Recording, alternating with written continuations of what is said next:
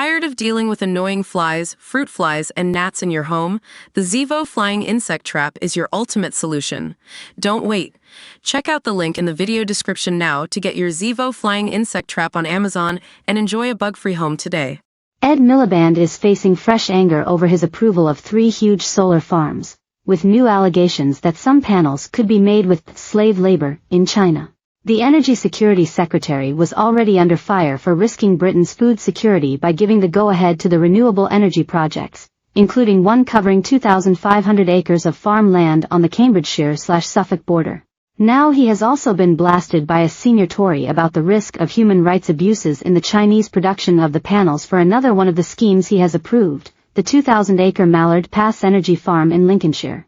Alicia Kearns, chairman of the Foreign Affairs Committee in the last Parliament, said, "I am appalled Ed Miliband has approved Mallard Pass, despite the company behind the project, Canadian Solar, being named specifically as one of the worst examples of companies using slave labor.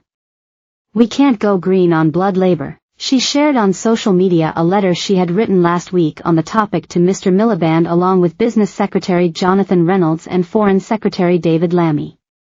Ms. Kearns, a former member of the China Research Group of MPs, told the ministers the exposure of the UK solar industry supply chains to Uyghur forced labor is well documented. She said that the US has already passed a law, the Uyghur Forced Labor Prevention Act, which requires any company importing goods from the Xinjiang region to certify that they were not made by the large numbers of Muslims feared to be detained in camps and forced to work in factories there. The EU also recently approved a ban on imports made using forced labor. The UK is rapidly becoming a global outlier and dumping ground for dirty solar, Ms. Kearns warned.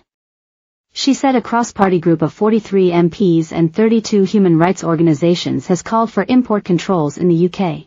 Ms. Kearns said Canadian Solar has been singled out as an offending company in a study by Sheffield Hallam University.